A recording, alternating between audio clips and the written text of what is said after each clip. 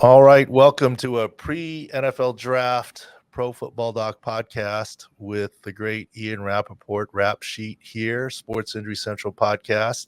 Thanks for joining us. And the last time we had you on years ago, and it's been too long, my friend, you were breaking news during the thing. I think it was a big trade or signing. I think Odell Beckham or something back in the day. Like, I got to go. So we don't mind if you're sounds possible. We don't mind if you have to keep looking at your phone here. We understand. So what would happen if you got a text during WrestleMania when you were out there? You'd leave your family and just go deal with it, huh? Yeah, I mean, that's one great thing about Twitter is you don't have to leave. Is you can just say right there and go, hey, whoever's talking to me, just give me 1 second. Let me deal with this. You send the tweet out. If there's send a tweet, send another tweet, post a story. If there's an accompanying video or something like that, you do that. But it's really like, it's stressful in that things can happen at all moments, but it's also pretty good because you deal with it. And then it's like, all right, you deal with it right away. And then you can kind of continue what you're doing. And there's always like TV components of it and podcast, all the other stuff. But most of it you can handle kind of immediately, which is a good thing. And so your wife, Leia, she's just used to it, or is she annoyed when you get up from the dinner table or whatever? No, she knows that if I get up from the dinner table, it's worth it. Like I don't get up to just do like kind of small talk. And, what I'll do is if someone, even if they're, very good source, if they call me just to kind of chit chat, then I'll say like, hey, like, let me call you back. Or I'll say like, is this urgent? And if they say like, yeah, I got something, then it's like, all right, I'll be back. But she has never one time been like, why are you getting up? She knows if I'm getting up that it's big enough to get up, basically. Gotcha. All right, before we jump into football, WrestleMania, and I know you're a big horse racing fan. I've seen you at the Breeders' Cup out in San Diego and the Derby. Kentucky Derby, WrestleMania, compare, contrast. Which is your favorite, better, etc.? I mean, the Kentucky Derby is like electric. I've been to, I think, 4 of them now, and it is, for 2 minutes, it is insanely intense. And, the races throughout the day are so fun, and it's just a great full day experience with, again, like a very, very, very intense time during the race and just fun and dramatic and a lot of pomp and circumstance, which is great. It is, a lovely experience and then a very intense time during the race and very fulfilling. WrestleMania is a little different because it is a full on, experience all the time. Like there is no, let's turn this down for a little bit and everybody relax and go have a drink. Like it is on for 4 hours. The athleticism was as good as I've ever seen. People can say what they want about like real or not. Like I was sitting on the 6th row. Like I could hear guys getting kicked in the face. Seemed very real to me. And it was, the storylines were great. The antics were great. I mean, it was just like as good a sporting event as I've ever been to. And my kids had an absolute blast, even though, we didn't really know all the characters. It was still just so much fun. I have a history with WWE. I used to be a ringside physician anytime they came into town, into San Diego, and did a bunch of their stuff, including, and this is before they now have full-time guys that travel with them, and it makes sense to do that, right? Like the NFL team physicians. When they were in the part-timer days, I would do that stuff. And one time I came in, literally they said, Doc, you're in the script this time. I was like, doing what? Some guy's going to come out and you're going to examine him in the locker room, and you're going to be in this thing, and he got a cut over his forehead, right, and the whole deal. And they cautioned me, don't mess with the color, Doc. When you wipe him, you can smear it around a little bit, but don't actually stop any of the bleeding. Don't mess with the color. And this will, but in any case, this is how crazy they are. I'll tell this story. It's not the patient or the person, but wrestling is absolutely real. It's scripted, but it's real. So this guy, after he's taking a shower, I'm asking the athletic trainer, do I need to sew him up? He goes, no, I just glue him. And he said, you can take a look. I look at him. He's got 3 other cuts on his forehead because the dark shows he cut himself. And then the TV show comes and he cuts himself. There's the razor blade with the corner taped off, and he literally cuts himself. And he takes aspirin to thin his blood. These guys are nuts. So you're right. It's real. It's scripted. Okay. But it's real. It's not a blood capsule and what Right. have you. No. It's their actual blood. Yeah. Yeah. Anyways, back to football, working on the draft, etc. A lot is made. How much do you make? And you do a lot of reporting and great reporting on the 30 visits, who goes where, this, that, the other. Do you put a lot of stock in that and what it signals, or not Yeah. I really? mean, I see a lot of people go, mostly people who don't do the reporting, but I see a lot of people go, 30 visits mean nothing. Everyone visits with everyone. Well, that's not true. It's really not. Not all the visits get reported. A lot of them don't. But if a team cares enough to bring a guy in, it's at least something. It at least means they're considering. I mean, the Cardinals brought in every top receiver and anyone they would consider at the number 4 spot. The Chargers did the same at the number 5 spot. Gives you an idea for who teams are considering. Doesn't mean they're going to take them. It doesn't mean that if they didn't bring someone in that they're not going to take that guy. It just shows you who they're considering. I think it's, if you have a player who's getting 20 visits, then something is going on. And a lot of times that's medical. A lot of times it's like, well, we need to figure this guy out. So bring him in. And everyone's like, we need our doctors to figure this out. If you have a lot of visits, a lot of times it's character. You just got to get to know this guy, see how, we think of him. There are some players who have very, very, very few visits. Like I know a top player, probably going to be a first rounder, who has 2 visits. And everyone's like, what does that mean? And it's like, that's not bad. That's not bad. It just means they're going to spend their time asking questions on somebody else. I mean, there have been times when teams have drafted someone that they did not talk to, maybe except for like a hello by the combine. Like that happens too. But yeah, I mean, it's. I'll tell you one. Were you at the Chargers when they drafted Jason Verrett? I was not. You were not. Okay. But that They was one of our drafted. first ones where we said his shoulder. I didn't know that he was going to get drafted by the Chargers. I had done stuff on Twitter saying he's got significant shoulder issues. And then the San Diego Union Tribune quoted me, and it looked like I was criticizing the Chargers. I wasn't. I said that when we were in a vacuum, no idea that the Chargers were. So they drafted him while not visiting with him and barely talking to him because they don't want anyone to know. Like it's all part of it, but I definitely don't think it's nothing. Yeah, my take on it, you're absolutely right. There's a reason someone gets brought in for 30 visits. The question is, what is the reason?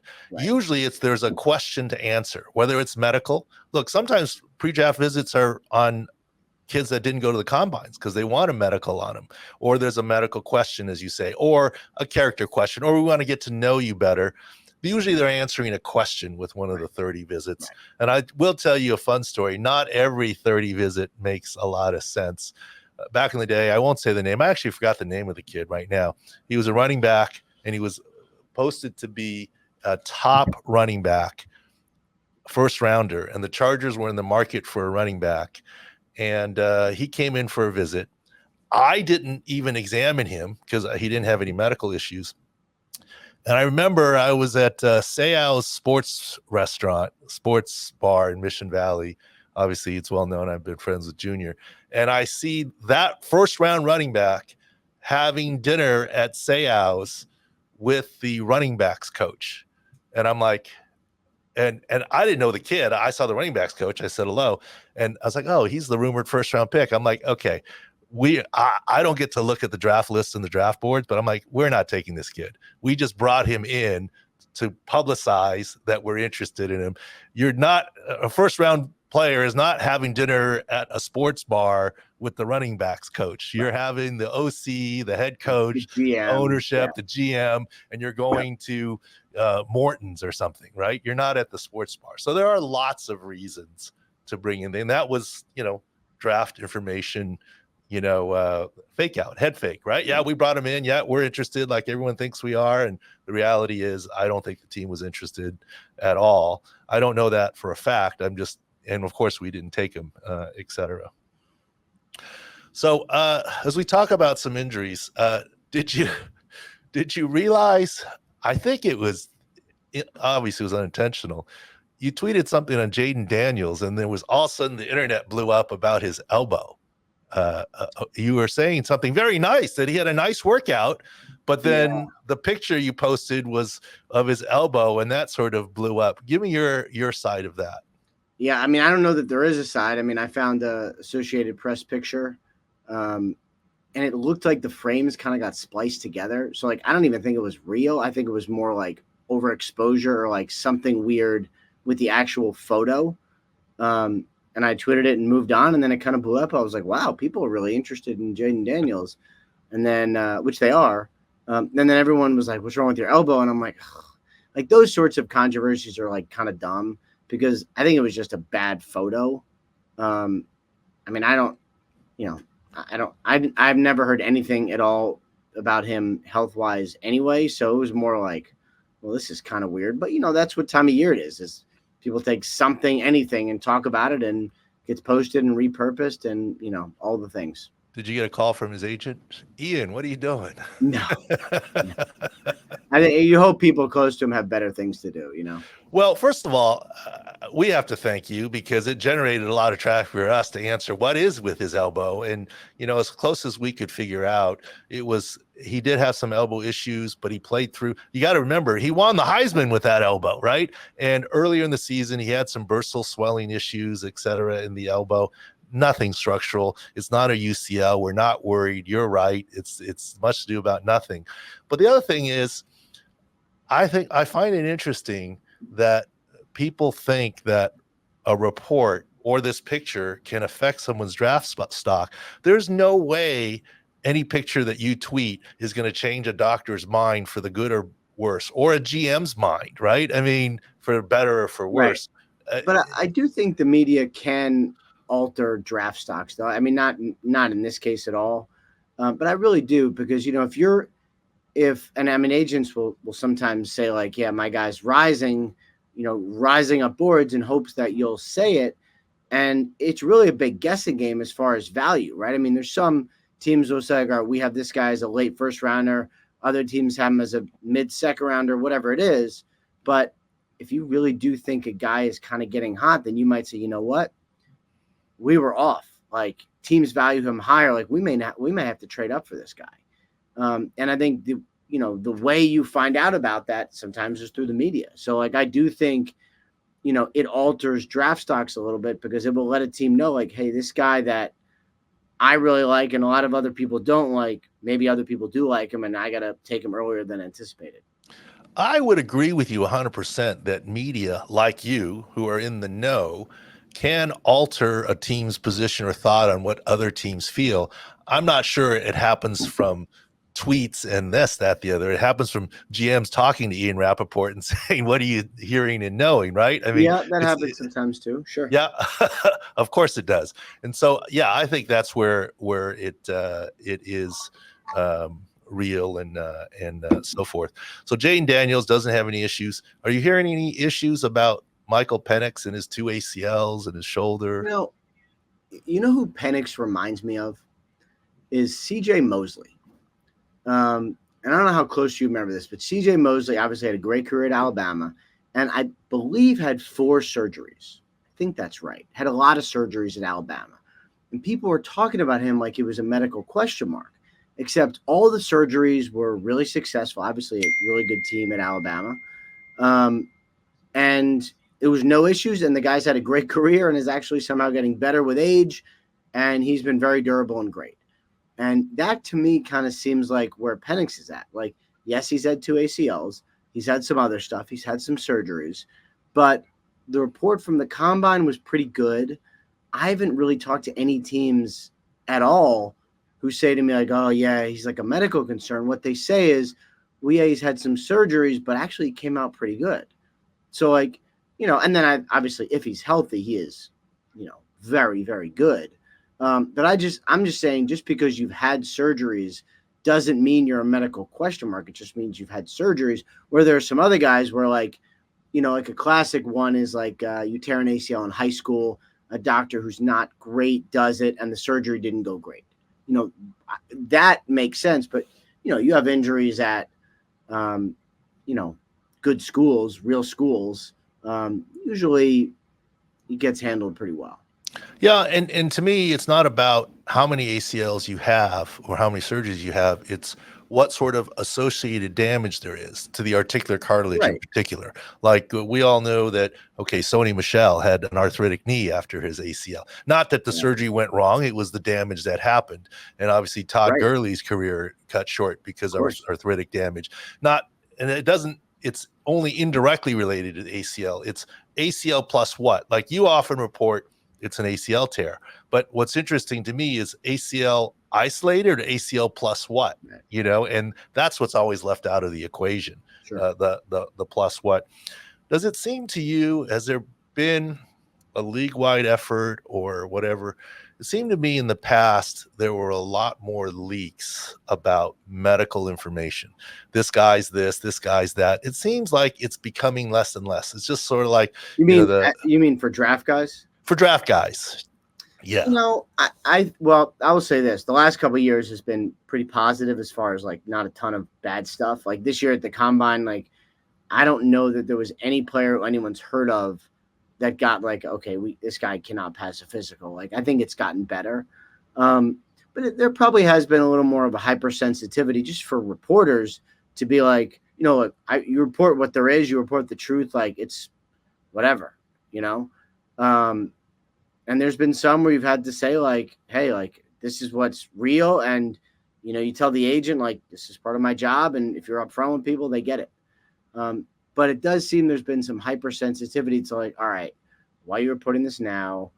What does this mean for a guy's draft stock? And like, yeah, that's part of it. So if you're going to report it, you better be right, and you better have it checked out by every person who possibly could have knowledge of it, and all these things. Yeah, and I don't think it makes any difference anyways. I remember when Jalen Smith was coming out from Notre Dame with that bad knee injury, and I was always worried about his nerve, right? Because it was multi-ligament. And he posted a picture right before the combines saying, look, it's 5 weeks from my surgery. I'm out of a brace. And I thought since he posted that picture, it was fair of me to comment on it.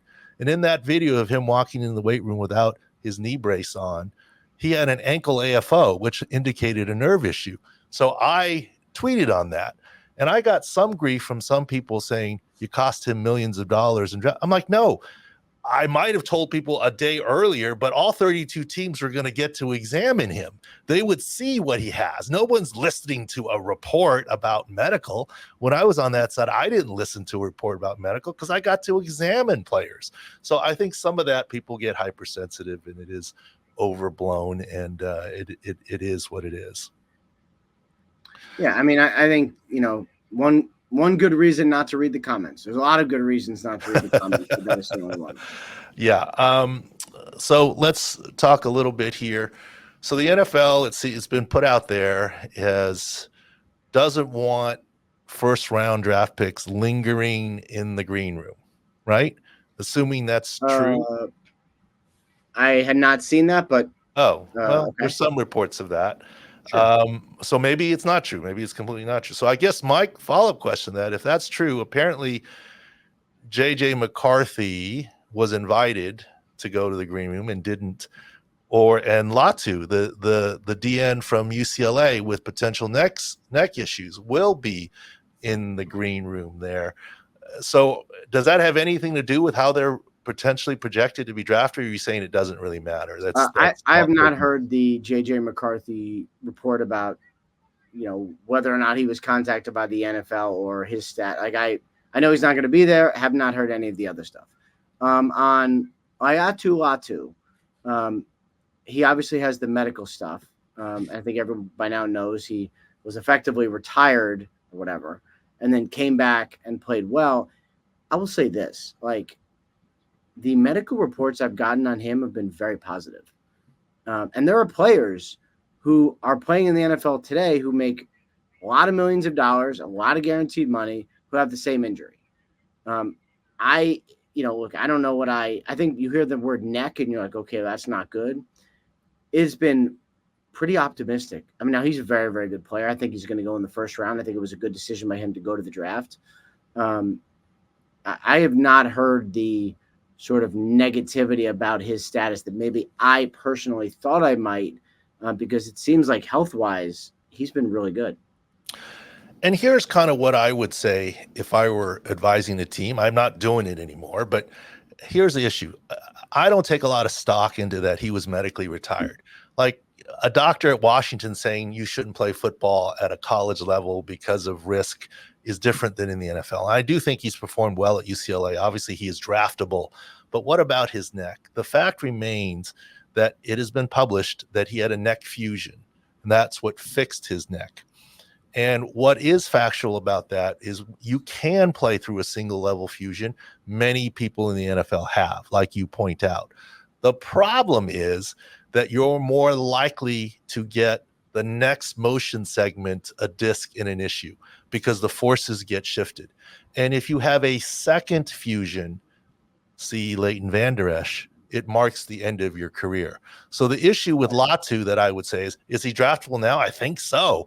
But if he gets another neck injury, which he is more prone to do, that second neck surgery, which in a healthy kid would be the first neck surgery that you could come back from, he will be out. Leighton Vander Esch had concerns out of Boise State, but he never had initial surgery.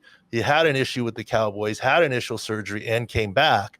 But it was the second one that makes him retire. And Latu's already on his first, so the next one is likely to make him retire. So he may be healthy today. So if a team were saying, I'm drafting him from right now, is he cleared? Yes. Is he at higher risk to not play 8 years in the NFL versus someone else? Yeah, maybe. Right. But I haven't examined him. That's just sort of my summary or take on that. Right. Let's see. What do you think about, what are you hearing about Jonathan Brooks coming off his ACL? Anything? First of all, I'm going to have to run after this. Okay. Get back to work. It seems obviously didn't do anything at the combine, did all the interviews. He's been on a bunch of visits so teams could examine him. Dr. Cooper did his surgery. That's the Cowboys team doctor. Seems like it's gone excellent. I know combine rechecks were good. You haven't seen him work out, but there's plenty of tape. Seems like all good. And I know, ACL tears are very common now. I thought there's a chance, maybe pretty good chance he's the first running back off the board. And I don't think his ACL is going to alter that. Yeah, I think he may project very well. I think his second season in the NFL will be better than his first because you're asking him to recover from an injury and jump a level of play, but that doesn't mean he's not draftable very high up, and teams will know that. Well, Ian, thank you for your time here. Any parting words before you run? We're lucky to get you for this much time. No, I appreciate it, man. Thank you for having me as always. All right. Thank you for pre-draft with Ian Rapoport, and we'll be back for the rest of the Pro Football Doc Sports Injury Central podcast. All right. Here's part 2 of the Pro Football Doc Sports Injury Central podcast. Thanks to Rap Sheet again, Ian Rapoport. This is our NFL Draft Edition 2024. Let me go through a few things before we do the rest of the rundown on draft health and then talk on NBA and MLB and other sports as we usually do. Let me make a couple of points about the draft. I've been involved in 17 plus NFL drafts in the draft room. I've been to over 20 plus combines. Here are a couple of principles that people should understand. Number 1, very rarely does someone truly fail a physical. Fail a physical meaning they cannot play football. Look, they are on the radar screen because they had a good college career. They are on the radar screen and at combines because they played well in college. So unless something changed from college to now, it's very rare. Does it happen? Yes, there's a rare occasion of a medical disease. Yes, there's a rare occasion of risk of paralysis. Yes, but most of it is just relative risk. Compare it to the next guy. What is their risk? Unless there is a new injury or so forth. So very rarely. So when I hear all the time people say that guy got taken off the draft board or failed a physical, really not true. Just for that team, they have better options, etc. The second thing is medical draft evaluations are not the same. We, from team to team, they're not the same. What we do, I'm not in the room right now. I was in the room for 20 plus years. I'm not in the room. There's no question examining a player, getting a history, looking at the MRI or CT scan is better than what we do from afar. But even the guys that are in the room don't have the same evaluations. Think about this. There seems to be agreement that Caleb Williams is the number one pick for the Bears, but there is not agreement on who's number two. Jayden Daniels, Drake May, who is it? There's not agreement on where J.J. McCarthy should go in the draft. Remember, 50% or more of first-round players, especially quarterbacks, don't make it. So there is no universal agreement. Medicine is not cut and dry. It's usually relative risk. Years ago, from afar, I panned Jalen Smith. The Cowboys took him at the top of the second round. I didn't think he was a day 3 pick or more. In the end, he did not have much of a career, but it was a really bad injury. But who knows? It could have gone the other way. The bottom line is medical is also an opinion like draft talent. Like two GMs don't agree always with what's happening. Same thing with medical. Same thing with medical. Third thing is every team makes the bestest decision for themselves with the available given information. No team makes a dumb decision at the time that they make it. If you think a team made a dumb decision, it's silly. There's so many guys paid to try and make the right decisions. Now, does the decision, the draft, the medical decision turn out to be wrong? Yes, often it does. But at the time that you're making it, you're making the best decision that you can make with the information that you have. Sometimes your information is based on false pretenses. Sometimes it's correct. It just doesn't work out. The bottom line is there's nothing there where a team makes a dumb decision. And everybody's going to declare after the draft it was a success. It's like the doctor or the team or the player saying, my surgery was a success. You can't judge success of a surgery until you're back on the field in rehab. The ACL surgery was a success. Can't say that. That's like saying your draft is a success. You don't know until longitudinally down the field. All right, let's go through a few players now in the NFL draft that we haven't mentioned yet. Overall, this draft is relatively healthy. At least there's not a lot of information. We talked about Laiatu Latu, where he's got to go to the right team.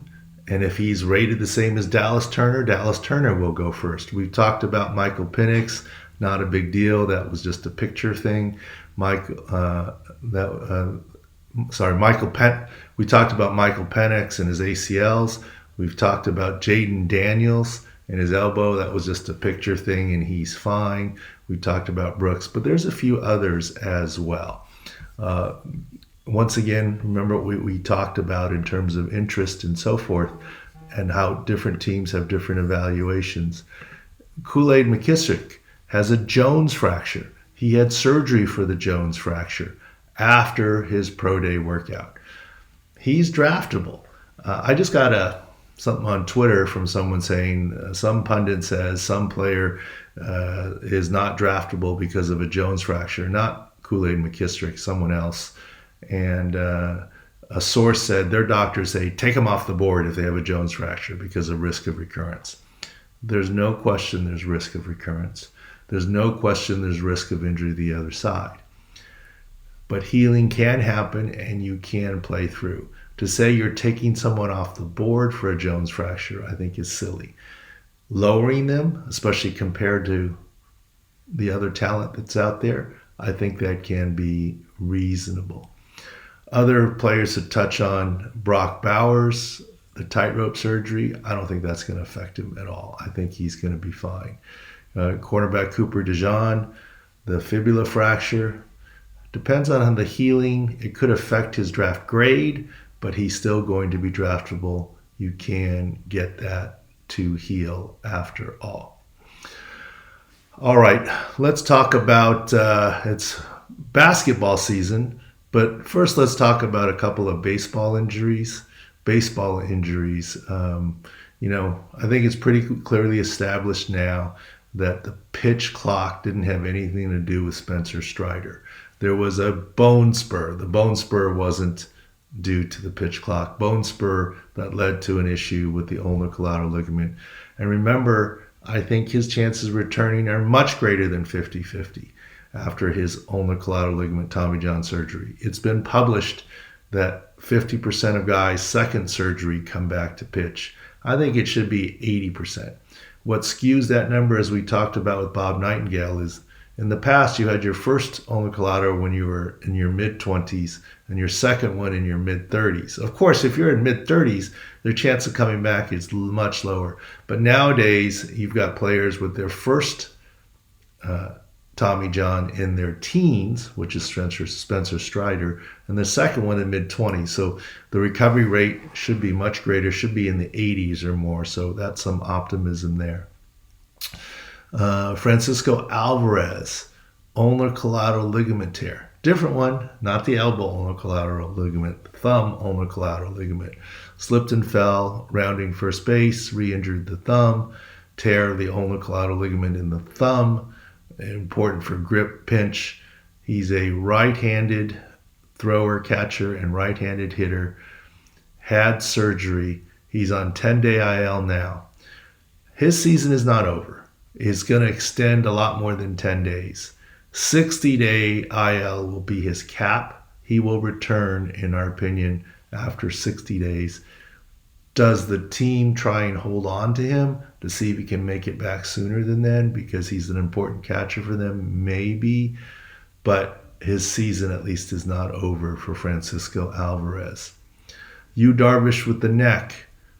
Unspecified what the injury is. 15-day IL right now for the Padres.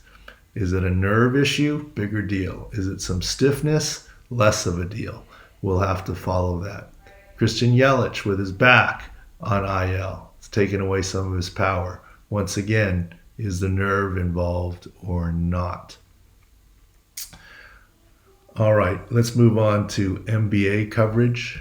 All right, NBA playoff time. The play-in tournaments are over. The playoffs have started. At this point in time, let's go over some key injuries in the NBA. There's Zion Williamson, Jimmy Butler, Joel Embiid, Kawhi Leonard, Giannis Antetokounmpo. Let's go through what I would call levels of concern in terms of who will return potentially first. Should we do it through good news to bad news or bad news to good news? Let's do it good news to bad news. I think least worried about a return is Giannis Antetokounmpo in terms of his mild calf strain. I believe that he will be back. It's just a question of when. Will it be later this first round or second round? Second level of concern is probably in terms of returning is that we have some cautious optimism on Jimmy Butler. Yes, it's an MCL. Yes, he's going to miss some time, but don't see this as a 4 to 6 week injury. Think it's a very mild MCL, and Jimmy Butler, remember, he returned to the same game and played through, although less effective. He's probably the second one on the list in terms of some optimism. Middling is Joel Embiid. He left the game yesterday and then returned first game against the Knicks, but didn't look the same. It's the same left knee that he's had several meniscus tears on. He has likely potentially a bone contusion, jammed the knee. We got to see how much swelling there is. The reason why he's number 3 out of 5 here is I think it's possible that he plays through, but I don't see him being Joel Embiid and 100% mobile and active. He's still working his way back in terms of fitness from that lateral meniscus tear, and this, especially if there's some swelling in the knee, is a little bit of a setback for him. Next, I would say it's Zion Williamson. He's got a hamstring strain. I think That's going to be a couple of weeks. And at this point in time, the Pelicans have advanced. I think it'd be a surprise if we return for the round one series, the first series of the NBA, given his hamstring injury. But surprising things have happened. And finally, the most pessimism for Kawhi Leonard: chronic knee issues, injection in early April, likely PRP. He's barely on a ramp up now. And given the chronic issues of his knees, I wouldn't be surprised if he didn't return for these playoffs.